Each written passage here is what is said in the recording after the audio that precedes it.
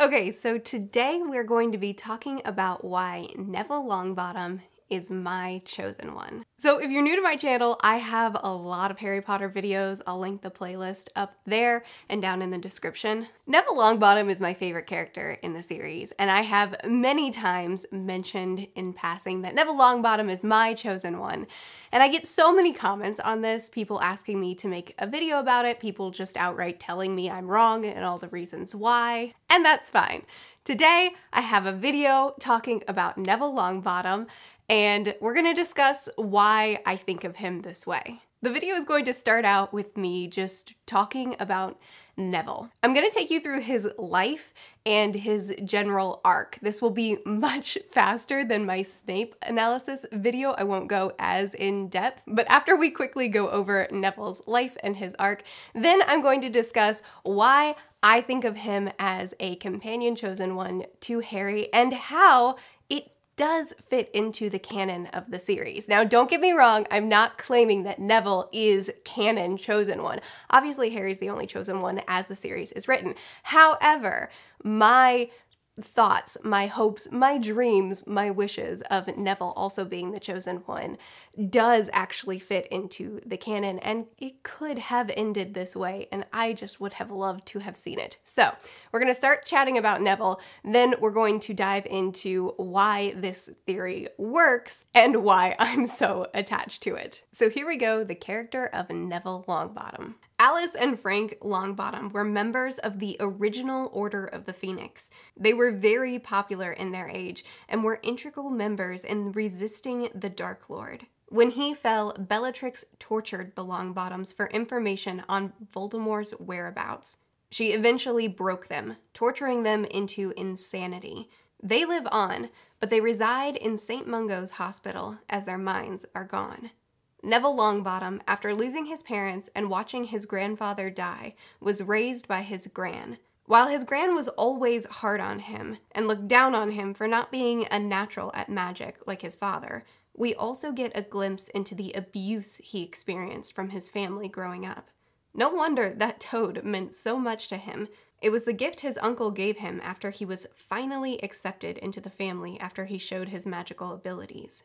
Neville visits his parents regularly in the hospital, and despite the way his gran treats them, he values the time with them and what little love they're capable of showing him, keeping their gifts of gum wrappers and missing them deeply. Neville grew up as a boy afraid. Afraid he was never good enough, afraid of his abusive teacher, afraid of the people who were capable of the torture that ripped his family apart. Largely due to that fear, and my theory is also partly because he wasn't using a wand that chose him, he did not excel in school or in anything pertaining to magic, except herbology, which he always had a knack for. But despite that fear and general lacking in ability, he stood up to his friends when he believed they were wrong. He fought for what he believed to be right, stood up to the bullies who picked on him, faced his greatest fear every day in class, repeatedly insisted on being a help any way he could, was integral in the Department of Ministries,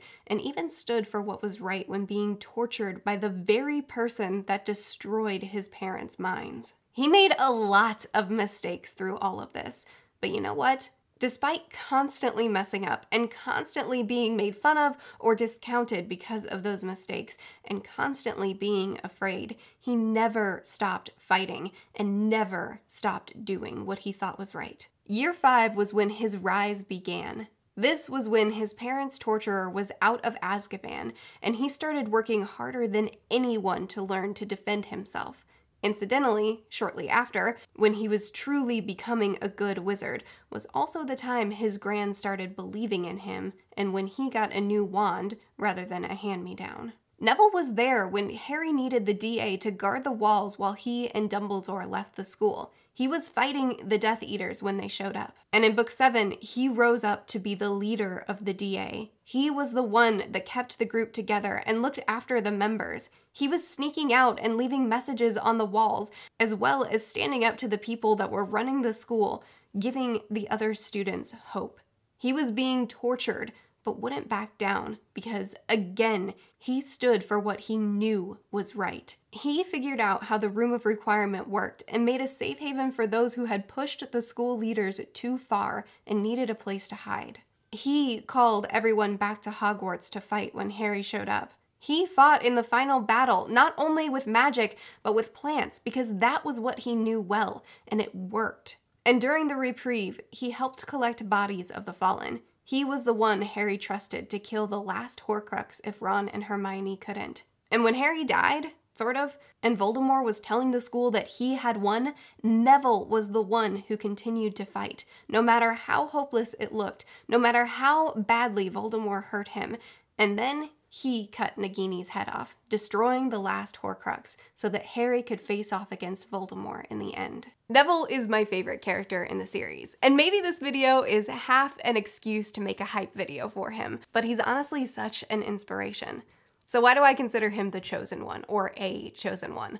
Let's look at the prophecy. The one with the power to vanquish the Dark Lord approaches, born to those who have thrice defied him, born as the 7th month dies, and the Dark Lord will make him as an equal, but he will have power the Dark Lord knows not, and either must die at the hand of the other, for neither can live while the other survives. So this prophecy has 7 points. The one who fits this prophecy has to have been born to those who had defied the Dark Lord thrice times, born at the end of July, male. The Dark Lord will mark him as his equal, but he will have power the Dark Lord knows not. Either must die at the hand of the other, and neither can live while the other survives. The first 3 are easy. Neville was a male whose parents defied the Dark Lord 3 times, and he was born at the end of July. We know this. This is also where we're told the qualifications end.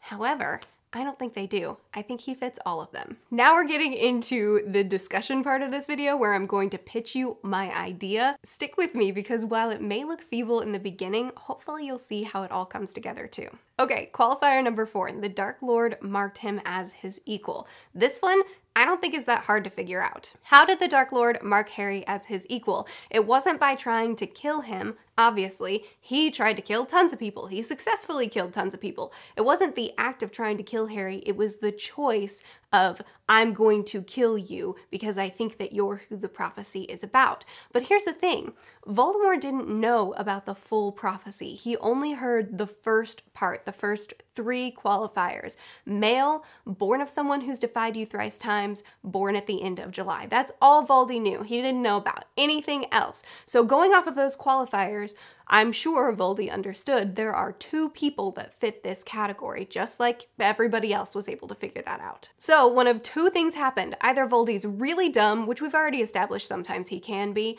and he just decided, I'm gonna pick one of these 2 and just really hope that that's the correct one. Because Voldemort doesn't know that marking him as his equal is what's going to make him the one that the prophecy is about. So he has no concept that he has to choose only one. All he knows is that there are 2 boys that this prophecy might be about, and he doesn't know that it's his choice that makes the prophecy about one of them. So why in the world would he only pick one? Why would he say, I'm gonna pick Harry, and hopefully I'm right, and hopefully Neville won't grow up to defeat me? No, that doesn't make sense. What Voldemort would have more likely done is decided, I'm gonna kill both of these babies, and it's not gonna be a problem for me because they're babies, and this will mean that the prophecy can't be fulfilled. So my theory, my headcanon, again, to be clear, I'm not suggesting that this is canon. I'm talking about my headcanon that could fit into the books if it were written this way.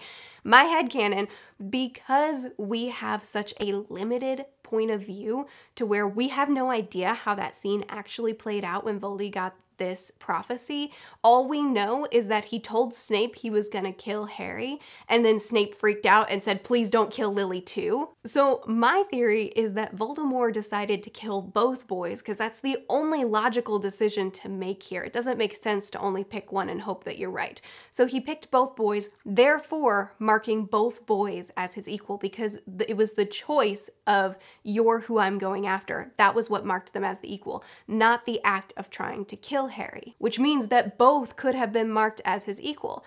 So I think he could have marked both as his equal, told Snape, hey, I'm gonna kill Harry, and planned on saying, "and Neville," but when he saw Snape's reaction, he stopped and decided not to say any more because it was odd how Snape was very bothered by this. So then Voldy went off to kill Harry, the spell rebounded, and he couldn't finish his mission. Then from then on out, his goal was to kill Harry because either one, we know that Voldy is a super fixated guy. He gets really stuck on something and then he has to do it. So either one, he got really fixated on Harry because his pride was hurt by being beat by a baby, so he wanted to kill Harry first, then go after Neville.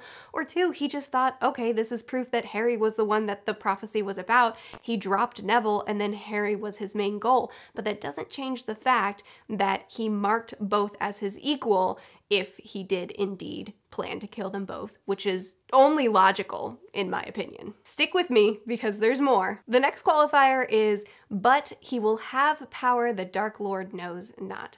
Okay. No problem. We know that this is the power that Harry's mom gave him when she sacrificed herself for him. This is something that Voldemort didn't understand, and even up to book 7, when he finally knew what this spell was that was protecting Harry, he still didn't really get it and kept underestimating it. Okay, so that knocks Neville out, right? His mom or parent, anyone, didn't die saving him. Neville never had this protection on him, and so he can't be the one, right? Wrong. In book 7, Harry sacrificed himself, and in sacrificing himself, the same spell that his mother put on him when she died for him was then put on all of Hogwarts minus the Death Eaters. And that protected them in the end so that in the final battle, they stopped dying. The spells started missing because of Harry's protection spell. Who else did that cover?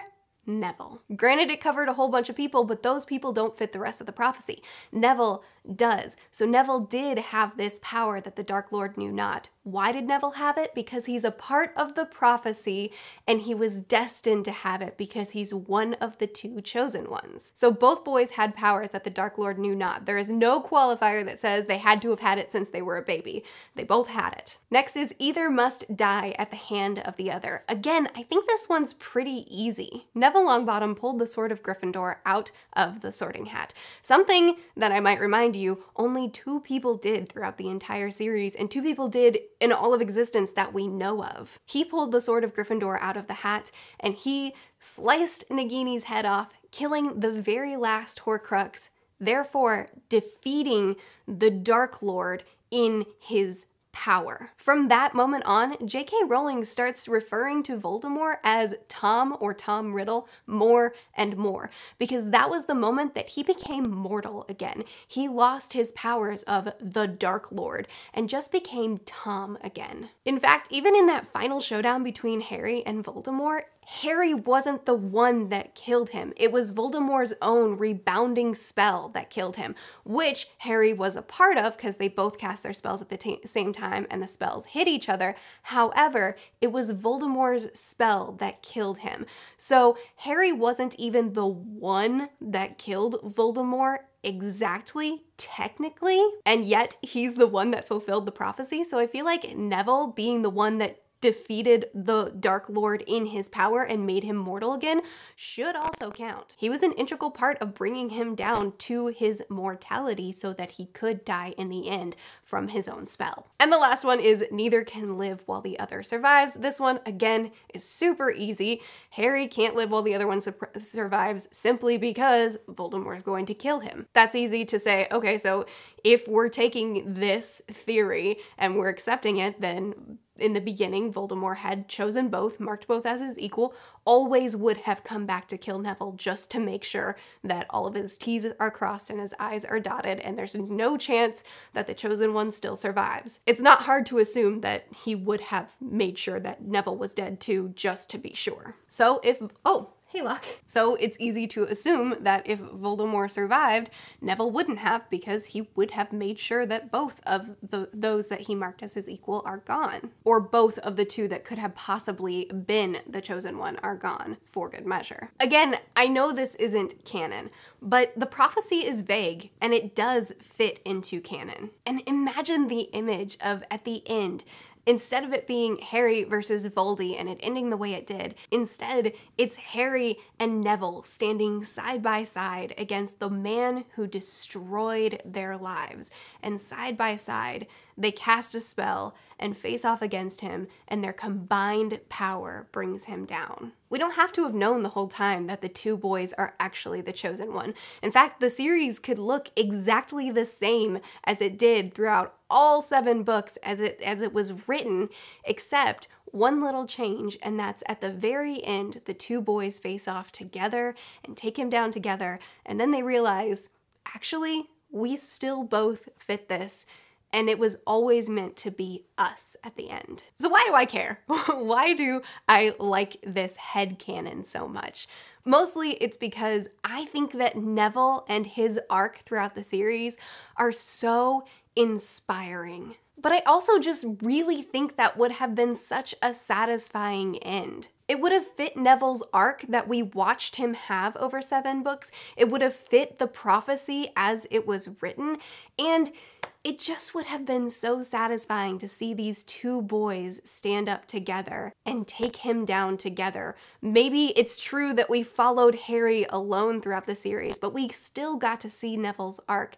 And it would have been a really great surprise that fit within the series. And it also would have just been so inspiring to see both of them stand shoulder to shoulder, facing off together. Again, I know this isn't canon. Harry is obviously the chosen one of the books, but this is why I love this headcanon so much. This is why I've been asked to make this video so many times, finally talking about why I keep calling Neville my chosen one. In my eyes, they both are. I used to have a headcanon that Harry died for real when he died, when the Horcrux was destroyed, and then Neville came and finished it off, but I've since adjusted it, and I now see the two boys facing him side by side, and I like that image much better, and I think it fits to the series really well. I know everybody won't accept this and make it their own headcanon, and that's fine, but I finally made a video about it. I finally talked about why I think this, why I love this so much, and that is the way I wish the series had ended and the way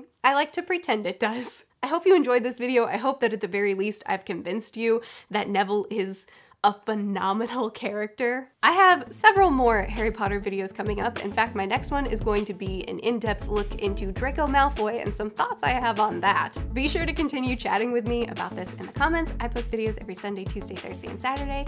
I'll see you guys again soon.